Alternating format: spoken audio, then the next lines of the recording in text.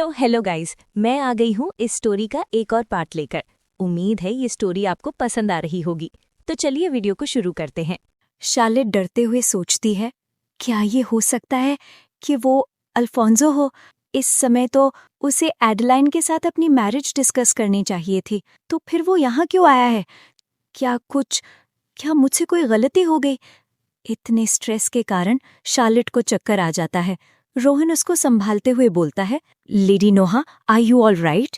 Charlotte सर पे हाथ रखे बोलती है, I don't feel well. Rohan panic करते हुए बोलता है, then I escort you inside. Charlotte बोलती है, no it's fine, I can handle it on my own. तभी शार्लेट का पैर दर्द करता है और वो लड़खड़ा जाती है। रोहन उसको संभालते हुए बोलता है, ओह बी केयरफुल, जब आप अनवेल फील कर रही हैं तो आपको अकेला छोड़ना मेरे लिए पोलाइट नहीं होगा। Are you trying to make me look like a brute? Charlotte सोचती है, हमेशा से ऐसा ही रहा है। रोहन अलॉयस हमेशा मेरे साथ ओवरली काइंड रहता है। उसके साथ इन्वॉल्व होना सिर्फ ट्रबल ही लाता है। बट आज का दिन मेरे लिए ही खराब है। मेरे पास कोई चॉइस नहीं है। रिफ्यूज करने से बस एक सीन क्रिएट होगा। शार्लेट बोलती है, all right, I will need your help. Charlotte सोचती है, अभी सबसे जरूरी है अल्फोंसो से बचना। अगर मैं थोड़ी देर के लिए खुद को हाइड कर लूं और फिर सीधे कैरेज की तरफ चली जाऊं तो सब ठीक रहेगा।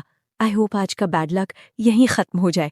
सीन शिफ्ट होता है और हम अल्फोंसो को देखते हैं। अल्फोंसो बोलता है, तो नोहा की कैरेज बाहर है, लेकिन चाहे जितना ढूंढ लें वो कहीं दिखाई नहीं दे रही। लुडविग सर झुकाते हुए बोलता है, सॉरी योर एक्सेलेंसी। अल्फोंसो बोलता है, नो इट्स फाइन, मुझे पहले से लग रहा था कि ऐसा हो सकता है। इवेंचुअली ये होना ही था। अल्फोंसो सोचता है, इतनी देर सर्च करने के बाद भी उसका ना मिलना ये सिर्फ कोइंसिडेंस नहीं है। मुझे पता था वो मुझसे हेट करती है, बट उसने कहा था कि वो मेरी एंगेजमेंट्स में अब इंटरफेयर नहीं करेगी। तो क्या वो सच में मुझसे बचने के लिए इतना दूर चली गई है? हम कुछ समय पहले एडवर्ड मैंशन में देखते हैं।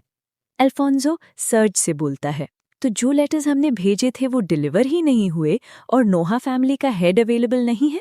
सर्ज बोलता है, यस, और ऐसा लग रहा था कि कोई भी हमसे मीट करने को तैयार नहीं था। अल्फोंसो बोलता है, आई सी, गुड जॉब, मीटिंग मिलना वैसे भी काफी डिफिकल्ट है। सर्ज गुस्से से बोलता है, योर एक्सेलेंसी, ये सिर्फ डिफिकल्टी की बात नहीं है, नोहा का एटीट्यूड लिमिट क्रॉस कर चुका है। नाइट बोलता है, दैट्स राइट, वो लोग योर एक्सेलेंसी के साथ ऐसी इग्नोरेंस दिखाने की हिम्मत कैसे कर सकते हैं? जीन बोलता है, क्या मैरिज प्रपोजल सबसे पहले उन्होंने नहीं भेजा था और अब वो हमें कंप्लीटली शट आउट कर रहे हैं? एक बार रिजेक्ट करना भी समझ में आता है, लेकिन ये तो अनएक्सेप्टेबल है। लुडविग बोलता है, योर एक्सेलेंसी, मेरी रूडनेस को माफ कीजिए, लेकिन मुझे पूछना ही होगा, क्या कोई स्पेसिफिक रीजन है कि आपको नोहा से ही शादी करनी है? वो लोग शायद इस वक्त एडवर्ड का मजाक उड़ा रहे होंगे। एक लॉयल वैसल होने के नाते मैं इस सिचुएशन को एक्सेप्ट नहीं कर सकता। So please tell us your excellency, आपने नोहा से शादी करने का फैसला क्यों किया? तभी वहां सोफिया आधमकती और गुस्से से कहती है, what, Noah? Did I hear that right? Brother is clinging to a Noah? मुझे लगता है आपको एक्सप्लेन करना चाहिए कि चल क्या रहा है। Did I here wrong? कुछ तो बोलिए ब्रदर। अल्फोंसो सर पर हाथ रख के बोलता है, oh well you see Sophia.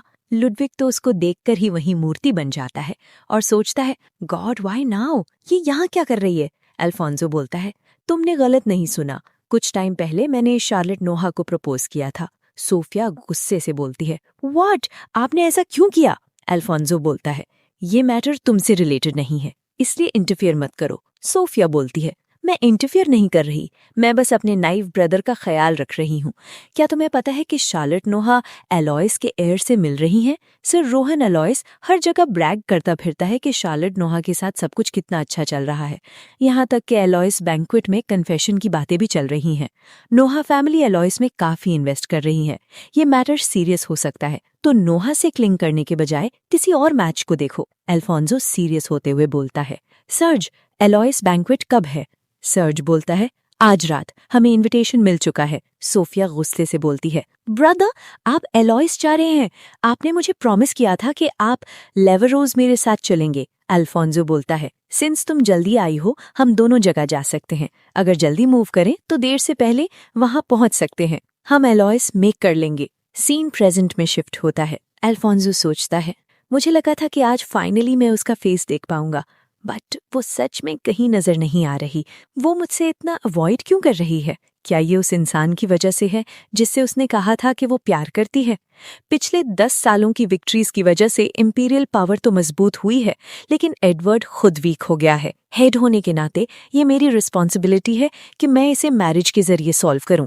But अगर वो इंसान जिससे शार्लेट नोहा प्यार करती है एलॉइस का एयर हुआ, तो अगर उसे ढूंढना उसके लव के रास्ते में रुकावट बन रहा है, ये सब सोचकर मेरा सर दर्द करने लगा है। काश हम कम से कम एक बार तो बात कर पाते। हम देखते हैं कोई बोलता है, Noah you filthy bitch. Scene shift होता है और हम बैंक्वेट स्टार्ट होने से पहले अलॉइस रेजिडेंस का व्यू देखते हैं। रोहन किसी से कहता है, मैं ये बात कितनी बार कह चुका हूं, हमारा रिश्ता स्पेशल है, तुम्हें जरा भी आइडिया नहीं है। वो मुझसे कितनी काइंड है, मुझे देखकर कैसे ब्लश करती है। पिछली बार जब हम मिले थे मुझे पूरा यकीन है कि हम दोनों एक दूसरे से प्यार करते हैं। वो आदमी बोलता है, तुम नहीं जानते कि तुम किस मुसीबत में खुद को झोंक रहे हो, होश में आओ। रोहन, अलॉइस, तुम डीट्रिक फैमिली के एल्डेस्ट सन के बारे में जानते हो ना? रोहन बोलता है, सर डीट्रिक? वो आदमी आगे बोलता है, हाँ, उसने लेडी नोहा को कोर्ट करने की कोशिश की और आखिर में एक सुइसाइड स्कैंडल खड़ा हो गया। याद है ना? क्या कोई एलीट जो इतनी कम उम्र में ऑफिसर बन गया हो बिना वजह ऐसा करेगा? वो पूरी तरह उसकी सिडक्शन में फंस गया था। फिर जैसे ही उसने अपना कन्फेशन किया, उसने उसे रिजेक्ट कर दिया और उसी के सामने किसी और आदमी के साथ बोट ट्रिप पर चली गई। सोचो, सर डीट्रिक ने खुद को कितना बिट्रेड महसूस किया होगा। तो अब आंखें खोलो, रोहन बोलता है, आज रात बैंक्वेट में मैं उससे अपने दिल की बात कहूंगा। बस देखना, शार्लेट मेरी होगी। सीन शिफ्ट होता है और हम प्रेजेंट में देखते हैं। रोहन शार्लेट से बोलता है, लेडी नोहा, अब आपको बेहतर लग रहा है? शार्लेट बोलती है, मेरी मदद करने के लिए थैंक्स, लेकिन मेरा बस पैर थोड़ा मुड़ गया है, मैं वापस जा रही हूँ। क्या आप मेरी मेड को बुला देंगे? रोहन उसका हाथ पकड़ते हुए बोलता है, क्या एक जेंटलमैन का एस्कॉर्ट ज्यादा बेहतर नहीं होगा? शार्लेट बोलती है, नहीं, मैं। रोहन उसकी कमर में हाथ डालकर उसको अपनी तरफ खींचते हुए बोलता है, मैं आपको छोड़ देता हूँ और बदले में क्या आप मुझे डेट करेंगी? मैरिज को ध्यान में रखकर शार्लेट झटके से दूर करते हुए गुस्से से बोलती है, आप क्या कर रहे हैं सर अलॉइस? रोहन हैरान होकर बोलता है, लेडी नोहा, आप मुझे यहाँ लाई हैं क्योंकि आप भी मुझे पसंद करती हैं, है ना? शार्लेट गुस्से से बोलती है, मैंने शुरू से साफ कहा था कि मैं अकेले जाना चाहती हूँ। मदद करने की जिद आपने खुद की थी और अब आपको लगता है कि मैं आपको पसंद करती हूँ।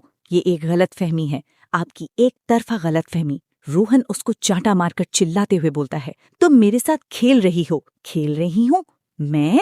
हाँ, रोहन चिल्लाते हुए बोलता है, तुम अनजान बनने का नाटक करती हो, लेकिन मुझे सब पता है। तुमने ही तो सर डीट्रिक को मदद के बहाने फंसाया और फिर उसे ठुकरा दिया और उसे सबके सामने जलीज किया, है ना? शार्लेट एक डेडली लुक के साथ बोलती है, डीट्रिक, तुम्हारी कहानी सुनकर मुझे याद आया, वो भी बिल्कुल तुम जैसा ही था, एक एरोगेंट ब्रैकर्ड।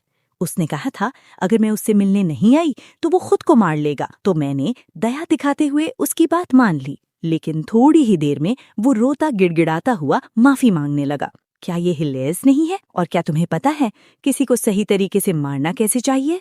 अगर हथेली से मार रहे हो तो दस्ताने उतारो और कोई भी मेटल हटा दो, वरना काफी ज्यादा दर्द होगा। तभी शार्लेट उसके मुंह पे एक कस के तमाचा मारती है और बोलती है, कितनी निराशा की बात है रोहन लॉइस, जब तुमने मुझे थप्पड़ मारा था तो कितने बोली लग रहे थे, और अब बस कुछ ही बार में तुम्हारी ये हालत। रोहन भीख मांगते हुए बोलता है, मुझसे गलती हो गई, प्लीज प्लीज इस बार माफ कर दीजिए। शार्लेट सोचती है, मैं इससे बहुत थक चुकी हूँ।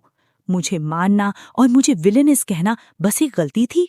तुम जैसे लोग हमेशा वही बहाने क्यों बनाते हो? मैंने डीट्रिक की गलती को माफ किया था और देखो उसका नतीजा क्या निकला।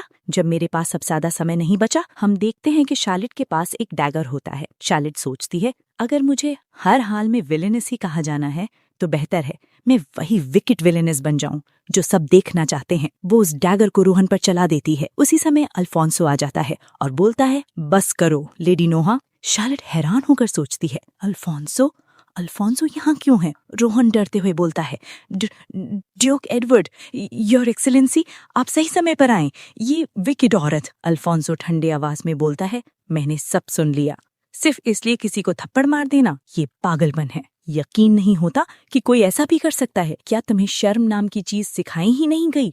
योर एक्सीलेंसी, मेरा मतलब मैं। अल्फोंसो ठंडी आवाज में बोलता है, तुम नहीं चाहोगे कि लेडी अलोइस को आज की गंदगी पता चले, है ना? अगर आज की बातों को लेकर कोई भी बकवास फैली तो याद रखना, मैं भी चुप नहीं रहूंगा। रोहन अपनी दांत भींचते हुए वहां से निकल जाता है। अल्फोंसो शार्लेट से बोलता है, तो तुम मुझसे बच रही थीं ताकि ऐसे लोगों से निपट सको? शार्लेट बोलती है, अगर आपने मार्क्विस मार्वल्स में सुना होता तो जानते फैमिली ऑर्डर्स एब्सोल्यूट होते हैं। अल्फोंसो बोलता है, तो मेरे प्रपोजल से बचना क्या वो भी फैमिली ऑर्डर्स की वजह से था? शार्लेट बोलती है, वो मेरा अपना फैसला था। मैंने आपसे कहा था कि मैं किसी और से प्यार करती हूँ। अल्फोंसो एक रुमाल निकालते हुए बोलता है, और वो किसी भी हाल में वो इडियट नहीं है। और उसके मुंह पर रुमाल रखकर बोलता है, लेडी नोहा, मैं आज आपसे फिर से शादी का प्रस्ताव रख रहा हूँ। शार्लेट चौंक कर बोलती है, ये सब जानने के बाद भी कि मैं किसी और से प्यार करती हूँ? अल्फोंसो एक स्माइल के साथ बोलता है, मैं प्रस्ताव रख रहा हूँ क्योंकि मैं जानता हूँ। तो